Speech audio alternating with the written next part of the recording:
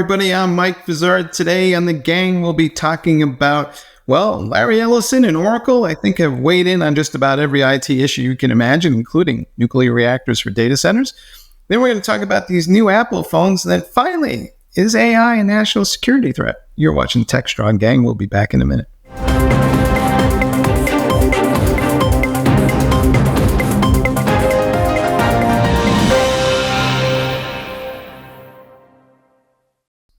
All right, folks, we're back, and our guests today are David Nicholson, joins us again from the Futurum Group. David, how are you? Great. Good to be here with the gang. Good to see everyone. You still hiding out in California? Still up in the hills, although I was in the lovely Bay yesterday. All right. Also hiding out in California as usual is our own John Schwartz. John, good to see you again. Good to see you, Mike. I'll be headed to the Salesforce Tower later today to hear Mark Benioff preview the Dreamforce conference, and he's going to talk about AI agents. All right. Well, we got all kinds of luminaries waxing philosophical this week, so we'll save that one for tomorrow. And finally, we have Hope Lynch joining us from North Carolina. Hope, as always, great to see you again. Great to see you, and thank you for having me. Right.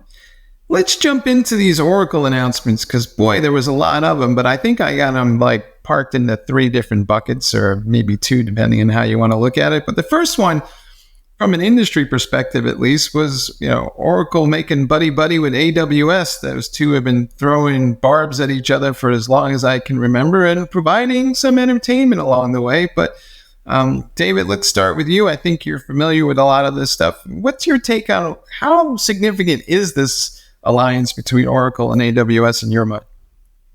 Cats and dogs living together. These surely these are the signs of the end times. But no, in all seriousness, I as we say, I did some time at Oracle. I did my time. I was actually CTO of the Cloud Business Group from 2016 to 2018 in that space. And at the time, Oracle was looking at cloud as a potential existential threat and taking it very, very seriously. And the strategy was to come up with a variety of ways that what Oracle sells can be consumed. So, the centerpiece of that is the EXA fill in the blank line of systems, completely integrated systems. In 2016, we were talking about this thing, Cloud at Customer, where we would install a box in your data center, but you would interact with it just like it was cloud. And we sort of half-jokingly talked about, wouldn't it be cool to offer these as a service in other hyperscale clouds? It just took 8 years to get to the point where these things finally landed in AWS. So this is a long time coming. I personally am happy about this. I think it sort of proves a point that we were all trying to make, that there's plenty of room in the cloud world for Oracle. And it's been, Oracle's been trying to take a page out of the Azure handbook for a long time, kind of moving people from on-prem into cloud. So I think it's for insiders, it's expected. And co-opetition is the name of the game in our industry. Yeah. I enjoyed the drama, but it seemed to me like I already had EXA in the Oracle cloud, and I also could use it on other clouds already. So unless maybe I got some giant contract with AWS that I'm trying to fulfill, I mean, most of the people who are going to put X in the cloud, I think already did it. But what's your take? Well, I mean, come on, that's sort of a silly thing to say, Mike. You can get coffee at Starbucks, but don't you also want to be able to get coffee at every gas station and every bagel kiosk and everywhere else? And so it's, you want to blanket the area. Anywhere IT exists, you want to have your offerings installed.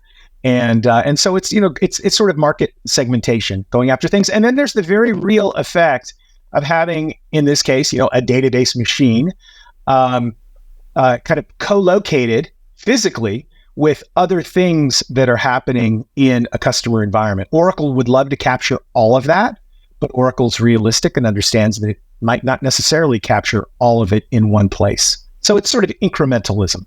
All right, but to your point, I'm Irish and grew up in a household with tea, and there is no coffee in my house. So there you go. Well, what's your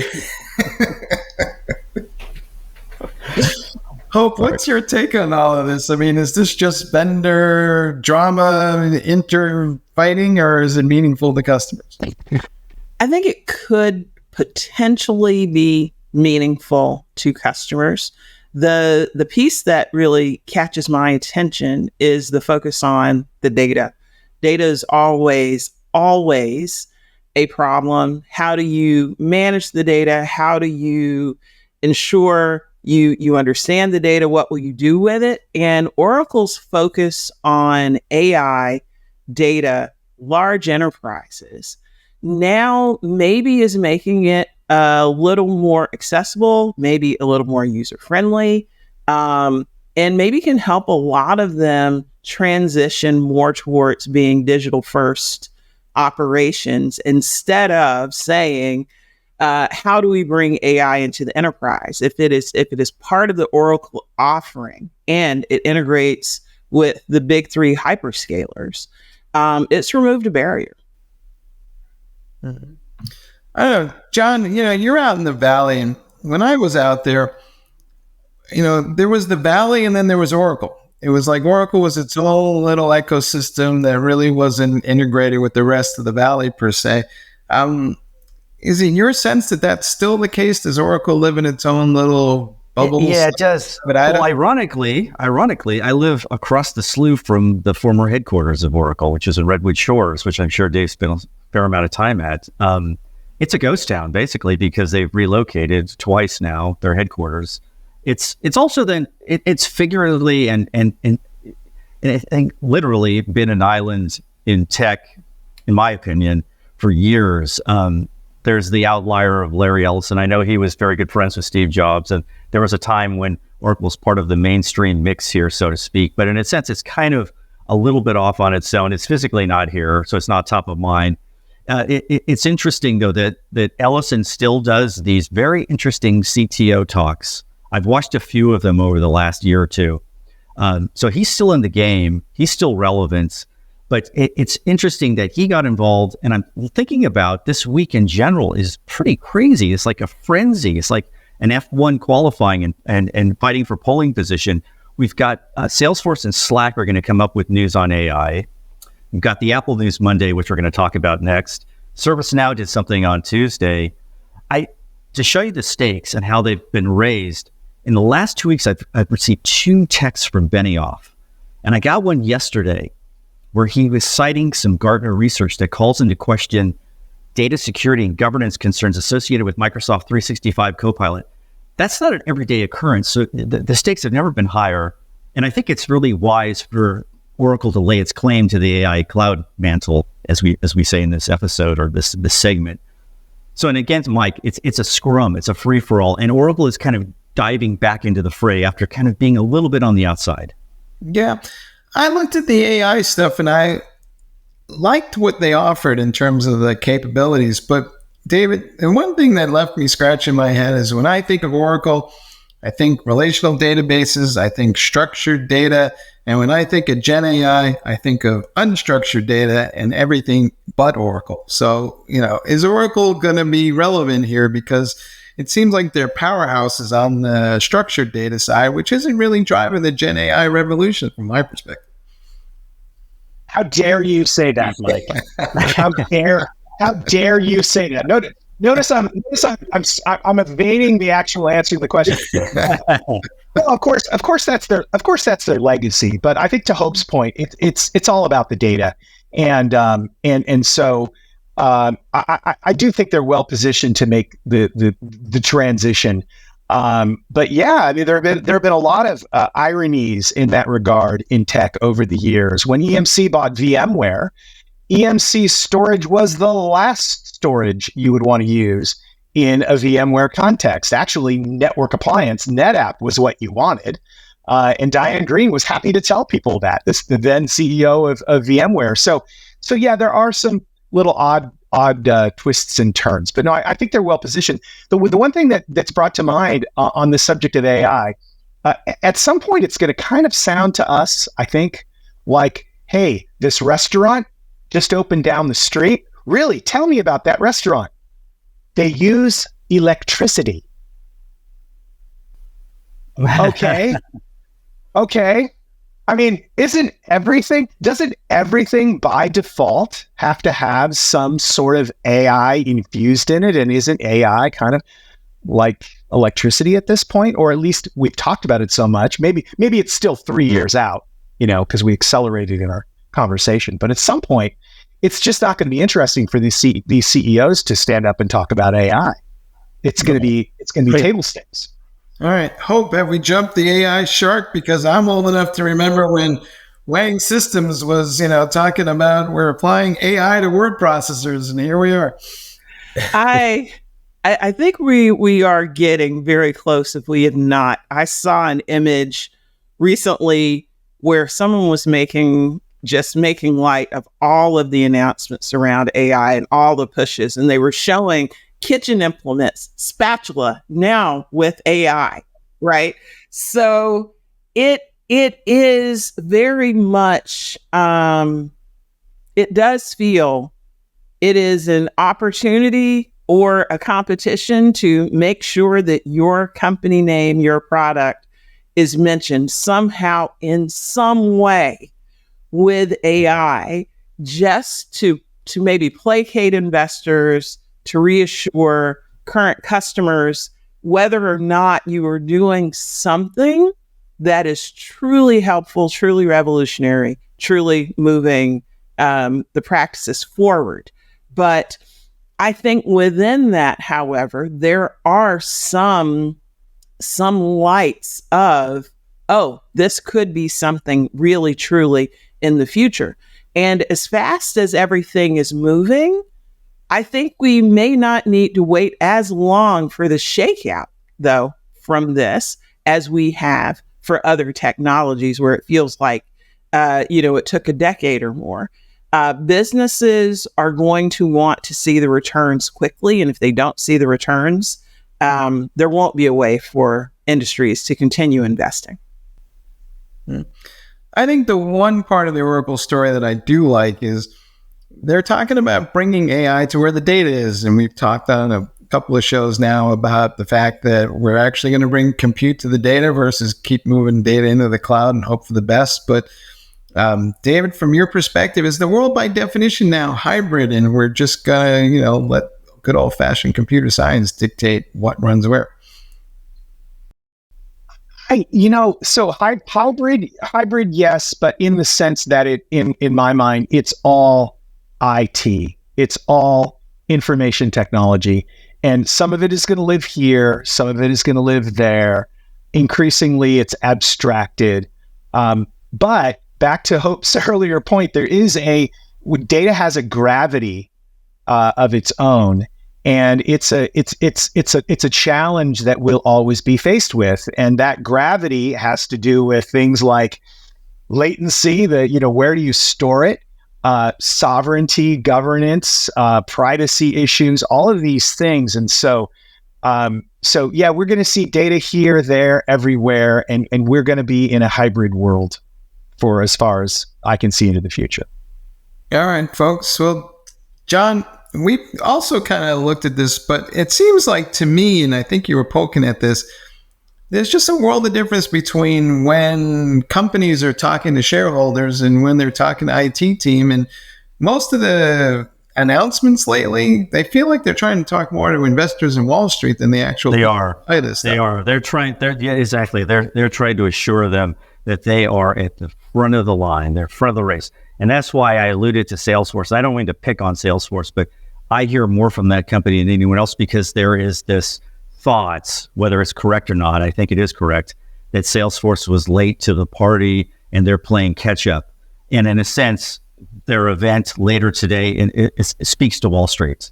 It speaks to what's happening to their stock. And that actually applies to Apple a little bit with this iPhone announcement because their stock hasn't performed that well this year at all by its standards. We could talk about that later, but there's a lot of pressure on these companies. As you're right, Mike, these are announcements as much for the investors as they are for anyone else. All right, folks. Well, from an IT perspective, I would just say they're all fashionably late to the same party, and it's okay because the IT guys are still figuring out which end of this AI horse is up. But, folks, that's enough for Oracle for now. We're going to come back and start talking about Apple in 1 minute. Discover Techstrong Group, the epicenter of tech innovation. We're your go-to for reaching IT leaders and practitioners worldwide. Our secret? Impactful content that sparks awareness, engagement, and top-quality leads. With us, you'll access editorial websites, streaming videos, virtual events, custom content, analyst research, and more. Join our satisfied clients. Let's revolutionize your tech journey. Contact us today and tell your story to the world in the most powerful way with Techstrong Group.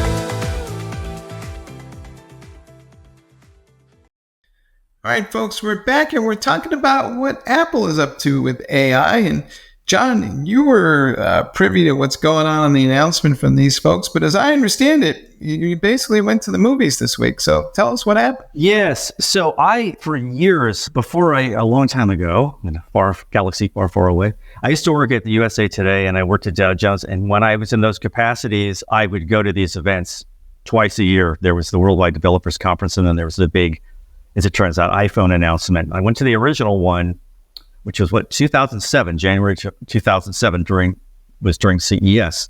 And they were incredible stagecraft. So you had Steve Jobs, who's, I think, the single best public speaker in terms of the business community, who would do this flawless presentation.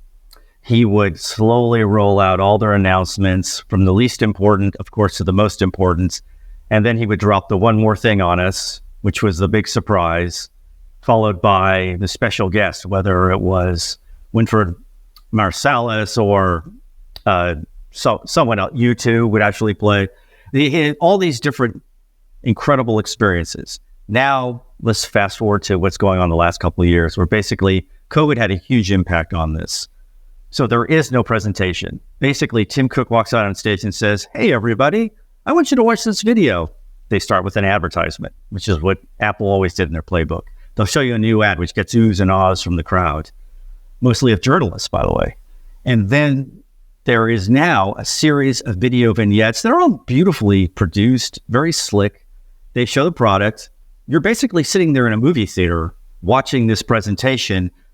And then at the end, Cook will come back out and wrap things up. And then there is a curtain is raised, so to speak, at the Steve Jobs Theater, now at the spaceship. And then you go and take a look and you do the demos. So that's what's going on. So it's a lot different experience. And I think it kind of parallels the experience of the products. And what I mean is that there are a lot of incremental announcements. Here's a new camera, better battery life, faster iPhone. And you kind of got a little bit of that on Monday with the iPhone 16 line. There's some pretty cool gadgetry to it. There's a camera button where you can do like these visual searches of things. There's semi-AI infused iPhones, which are going to be rolled out. The features are going to happen. It's going to take a while. It's going to take some patience. But I think for Apple, what's so important to them, and this is echoed by financial analysts, is that they believe the shipments for this line are going to exceed the original estimates. So they're expecting to hit about 90 million compared with street expectations of 80 to 84 million. And they really need to do this because iPhone represents half of their revenue. And it's been a little bit in a lurch the last couple of years in terms of sales. So here is their big opportunity. It's basically a glorified advertisement, which is brilliantly done, gets an incredible amount of coverage. It's important to Apple, and it's also important to get involved in the AI race. But in a sense, as we said, they're all kind of late to the game, and we'll see how it pans out. David, all puns intended. Is Apple simply phoning it in? So speaking from the perspective of someone who wants there to be something to want from Apple, I literally arrive virtually hoping that there's something they're going to show me that will spark my inner consumer desire. And I would say that I have convinced myself that moving from my iPhone 14 to the 16 will be fun and cool because camera functionality and because this new thing that Apple invented that no one had heard of before, AI. So John, it's artificial intelligence or something like that. Right, Apple Intelligence, yes. But they invented these functions. And in all seriousness, I know sometimes you can't take me seriously ever, but I think that what's going to happen is the penetration of some of these functions that probably all of us here have been playing with Claude and GPT for some time. I think a much broader segment of society is going to be exposed to these things. So I think that it is going to be.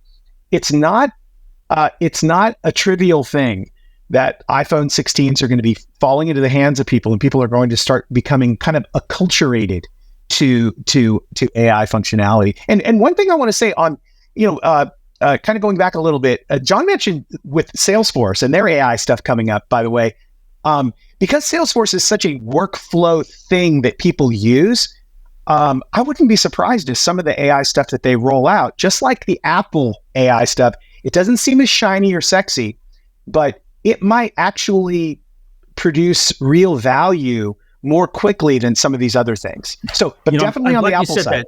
Yeah, I'm glad you said that, Dave, because in a sense, it's the mainstreaming of a technology. So that's what Apple does. I mean, we've talked about this before, but I'll say it once more. So you think about, there are 300 million iPhones out there that have not been upgraded in 4 years. A fair number of that is going to happen. And I also believe that Apple has always had this we talk about the snowflake approach to things, where they take time, they look at something carefully, they put their own imprint on it, they add the security features and the privacy, which is one of their hallmarks. It does well. It creates this cascading effect that, in a sense, they benefit most from, but it also benefits the rest of the industry, the market they're in. And I think that's kind of where they're coming from again. And with AI, it will work. I think it's going to take patience, because a lot of this stuff will make its way into the ecosystem for Apple in a phased manner over the next few years, but it's going to happen. I will give you some perspective from my wife on this subject, because I was talking to her. She's a big Apple fan, and she looked at the announcement and then nodded her head and said, "Awesome, I should be able to afford the Apple 14 now." So she's just got to upgrade to the previous generation. That's what I do too, actually. I do the same thing. I wait until they come out with a new model and they discount the hell out of the previous models, and then I move in. Yeah. So one part, though, in all of this that may not ring bells for the average consumer, that is just interesting to me about what Apple is doing, is its on-device AI. That is a very different thing. I have a Samsung phone. They made an update recently, and it was all of the AI bells and whistles. It is software driven. Something has to go back to Samsung. Apple is saying, we have it built into the hardware. It's going to process on your device. If you want to keep it private, maybe now it's more private, because Apple has always pushed privacy. I do wonder if they will be able to say it moves faster, it's more private. Are they going to figure out a way to leverage that for the average consumer? I really don't know, but I'm fascinated to see how that plays out as well. So what you said, Hope, is completely correct. That has always been Apple, I think, especially the last few years. They have leveraged their privacy, their security, their mantra against others, particularly against Meta, because they see Meta as a threat on a variety of ways, especially in augmented reality and in the use of AI. They have always used that, and it's like, we are not going to rush into things. We're going to think this through. You're going to be safe within our ecosystem, which in a sense can lead to some problems with the government, but that's another story. But they use that to hammer away at other companies' competitors, but especially Meta. And let me represent collectively the AI PC community when I say, what are you talking about?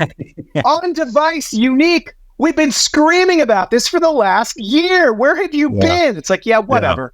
When Apple comes out with it, wow, look how snappy it is. Exactly. Look how snappy it is. That was always the thing that made me laugh. I would be at the Apple announcement and we had to tweet out all this crap, right? So we're doing it in real time, and then I'm looking at the responses, and they're all from the Android side saying, "Oh yeah, we did that a year ago. We did that 2 years ago. Welcome. You discovered this." But the irony is Apple, of course, has this rabid fan base. It has a huge fan base. It has a lot of influence, and people will never consider going outside that ecosystem. So it resonates with them. So has Apple just become this fast follower now? I mean, there was a time in my mind where they were kind of like thought of as an innovator, and it sounds like this week they just kind of did a consumer pitch. But I wonder, is there a little shine off the apple there, David? Let's start with you there.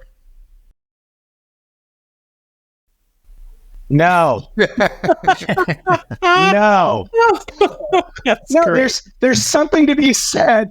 There's something to be said for being an intelligent second mover in a market, acting methodically. Do you want to show up to a party on time and naked, or do you want to show up well dressed, 15 fashionably late? And so I think that there is a power to that, and in order to leverage that power, you have to have a certain amount of market power. So I think they're being intelligent about it.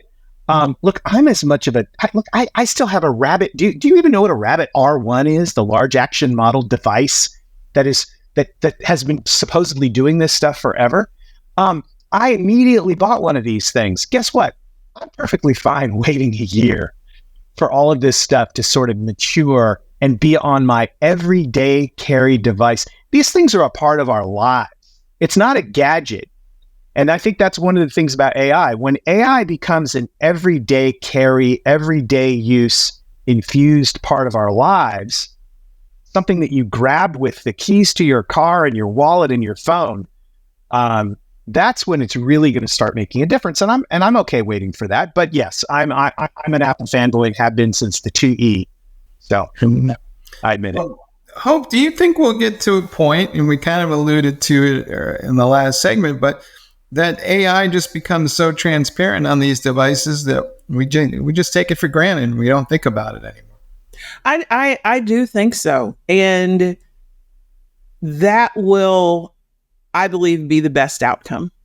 If it is so easy to use that the customer doesn't think about it. What easier pathway is there now to market and sell a device?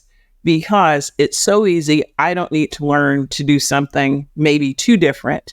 It feels natural. It feels like it's just the way things should work. And especially if I'm the one leading that charge and I am now setting the standard, it's beautiful. There has to be a way to make AI easier to access. And this could be it. Put it on the phones, make it easy. That is the best gateway.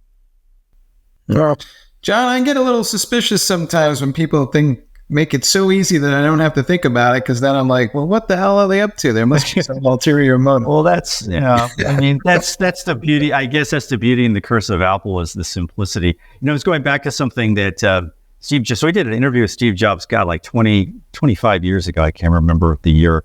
I was at the San Francisco Chronicle. I remember the one thing we asked him, what are the companies that you admire? And the first company he mentioned, without any hesitation, was Disney. And he said, the reason why is because they make things that have a lasting impact, that are loved from generation to generation. That's what I want to do. And he kind of alluded to this idea of getting into the movie industry, which he batted down when we asked him that. But it's just this whole idea. You take your time, you do something, you simplify it, you make it accessible. And that's hard to do, right? That's not easy to do. And in a sense, I give them credit. But what I do not give them credit for is that this kind of, and I'll say it, it's kind of like this stale act every year, September 9th or September 10th, whatever the date. It's usually those two dates where they come out with the phone, they hype it to the sky, and then there's just little pieces that are interesting. The stock doesn't move. In this case, it was flat. Usually goes down the day of the announcement. And I just wish that the press, and I'm going to point a finger at myself among many, would be a little bit more critical and not, how do I say this? Not get caught up in the spin cycle as much as we have over the years, because I think I was as guilty as anyone of doing that. Which other holidays do you hate, John? I mean, come on. Come on. Every year we put up the lights. I know. The pumpkin pie. It's just horrible. Come on, it's tradition. it was a fun event. But here's the thing: people were taking selfies. They were bringing dates to these announcements. And after a while, it's like, we're being manipulated. And this is like not really journalism. This is advocacy for a company. And I needed to take a shower after some of these events. So I do love holidays. No, I like Easter and I like Thanksgiving and I like Christmas. So it's like going to Burning Man or Fire Fest, depending on where you see it. Well, Burning Man has become commercialized. Burning Man is not what it used to be. Nothing is what it used to be. That's true. Get off my lawn, I know. The older I get, the better I was. I guess as far as Apple is concerned, John Schwartz is going to be the Grinch this Christmas. And wow. Wait till next year. All right. Folks, I love my iPhone. I think we're out of time on Apple. We always enjoy talking about Apple versus Samsung and the phones. But, hey, do what makes you happy at the end of the day. But AI's got some cool stuff in it, and you should definitely check it out. It's just a question of when, not if. All right, folks, we'll be back in a minute.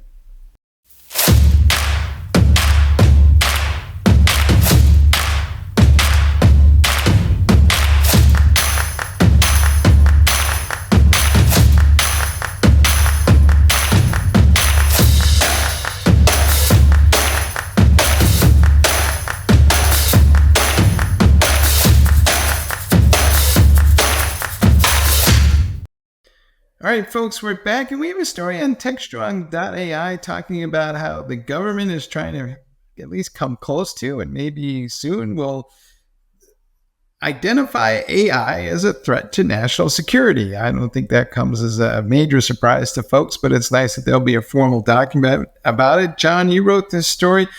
What is your sense of what's going on here with all this stuff? Why do we even need a document to tell us that, a sword cuts both ways? Yeah. Well, a year ago, remember President Biden came out with this executive order about AI and its promise, its risk, its rewards.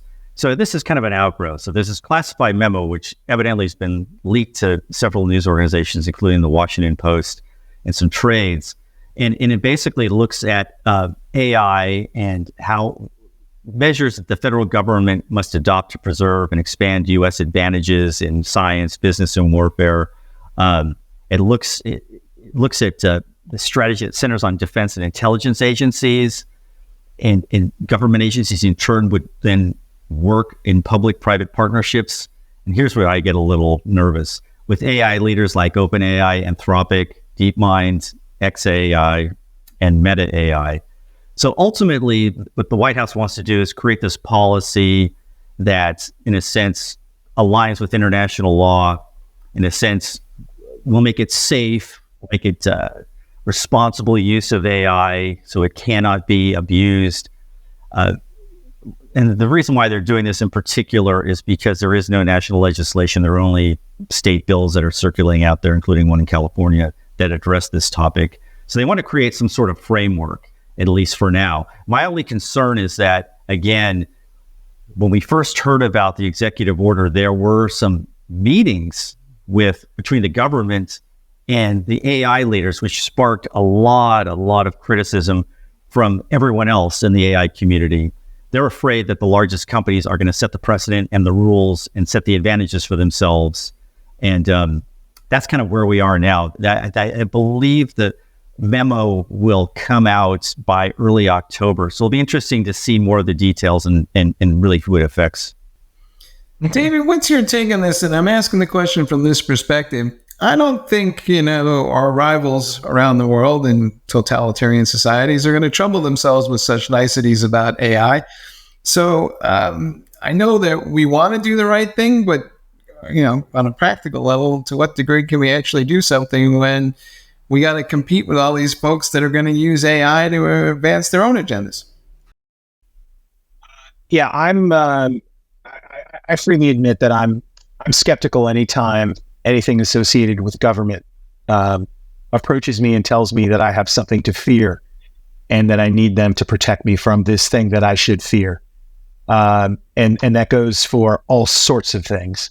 And I think this is the latest. I think that my biggest concern at this point, and by the way, there's when people say AI, there's the specter of Skynet, right? It's it's this artificial super general intelligence that becomes sentient. That's not what we're talking about here, but I think a lot of people will interpret it to be that. And I think the last thing that John said is telling. It's the idea that this increasing corporatism creep that we're seeing in the U.S. is AI. The AI discussion is just the latest iteration. So I'm super, super skeptical about all of this. I see what we're doing with regulation related to sensitive technologies, trying to keep them away from China. You can't have a factory in Norway that's using machinery that's produced in the U.S. using certain technology to deliver things. I don't know.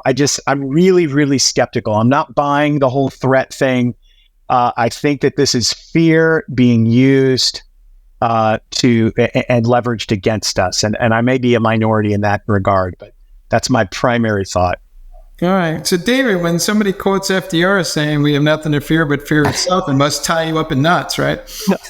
Well, I see that as guidance. I see that the quote was taken out of context. It was likely guidance for a political playbook. It's like, this is what, there's nothing that these people fear more than fear itself. So if we could, so the part they left off was, so if we could instill fear in them and dangle the carrot of safety, we'll get them to do anything. It's like the government learned from the tech industry, FUD, fear, uncertainty, and doubt. That's exactly right. I'm sorry. That is my concern. I don't think the government they can't stop the progression of technology moving forward. They can't stop this technology from getting to China. And by the way, you don't have to go to China. Go on YouTube and watch some videos of cities in China that you've never seen. They're leaving the West behind. So let's get real. I'm just so tired of the nonsense. The aliens need to arrive and fix this. All of it. Hope, what's your take on that? Are we being left behind overseas? I mean, yes, absolutely. And China is an excellent example. A few days ago, a story crossed my path where they were diving into how assertive, let's use that word, China is being with their work around AI. They are taking it by leaps and bounds. And it's not a secret that in the US government, we are understaffed and underskilled for technology overall. And when you now focus on AI, we just do not have the manpower at the moment, which is why I think the government usually, like you were saying, corporatization, is looking at the commercial entities and going to them asking questions. Yes, China will be a threat. And when you think about the misinformation and influence campaigns that could be launched with AI by bad actors, and especially if their skill sets way outpace what we have in our own government, that could be a threat over time. Definitely.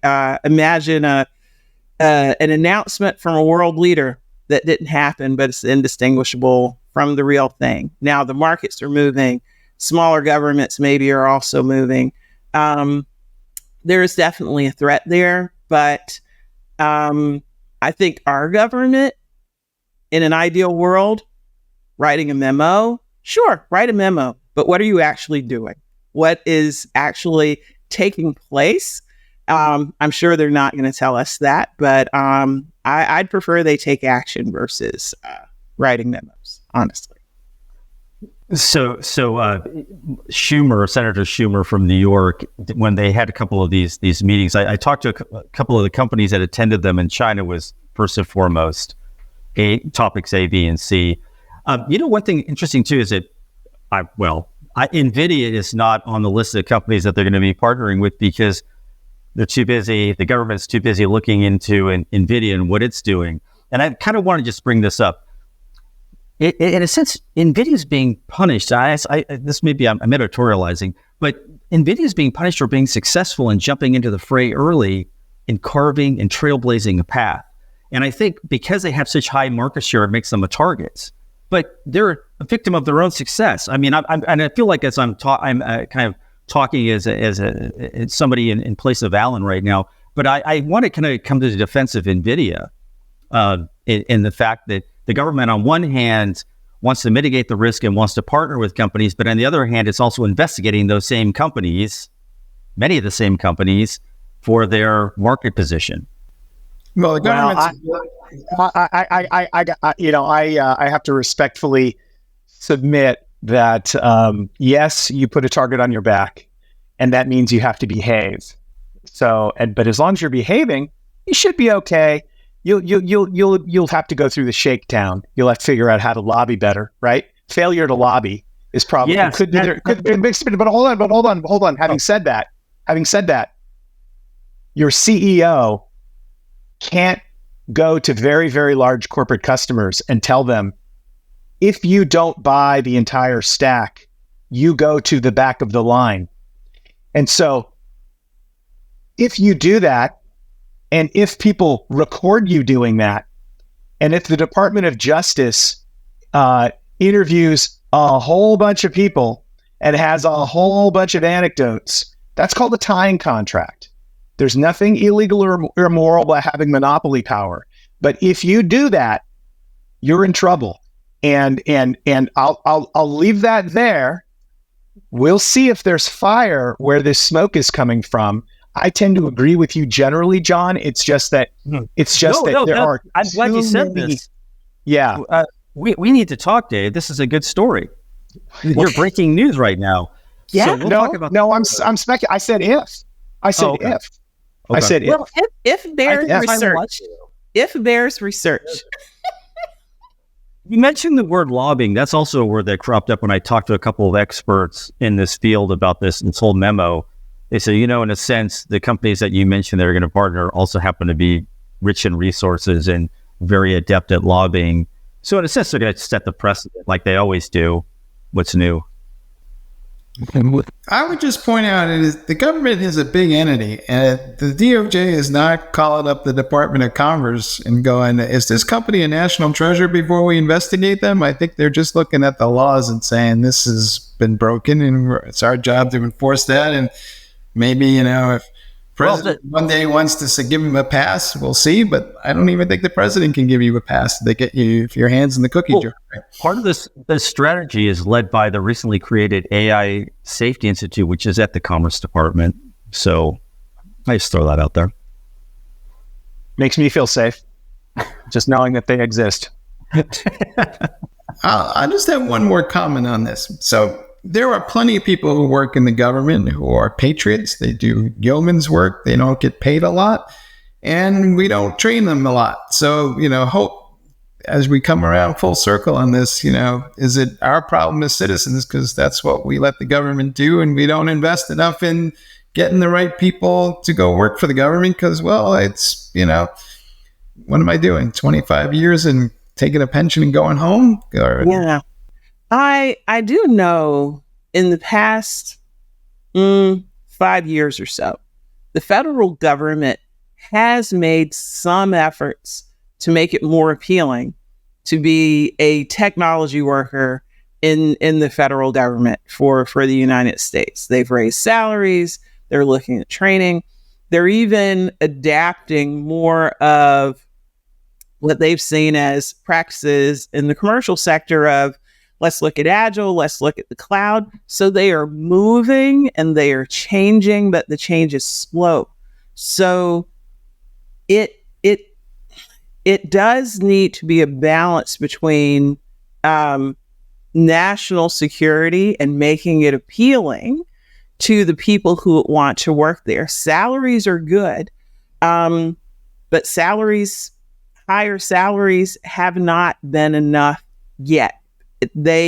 Let's say if they could have some sort of wonderful marketing campaign or something to help people understand how they have changed and the efforts they are making, that would be a step in the right direction. Us as citizens, yes, we should be concerned about the steps they take or don't because the fallout will eventually impact all of us potentially. But I think they're making steps, they're making strides, but not fast enough compared to what other countries are currently doing. All right, folks, I think we're going to leave this here. We definitely need more expertise in the government for good because, well, there's a brain drain going on, right? All the money in AI is pulling people out of universities and government positions. Everybody's trying to get rich. And, well, if you're in charge of maybe managing and governing all that, maybe you need to know more than we have currently taught you to do. Hey, folks, I want to thank you all for being on the show again, as always, sharing your insights. And I thank you all for watching the latest episode of the Techstrong Gang. You can find this episode and others on our website. And of course, stay tuned. We have a huge lineup of Techstrong.tv content coming up right behind this. Until then, we'll see you next time.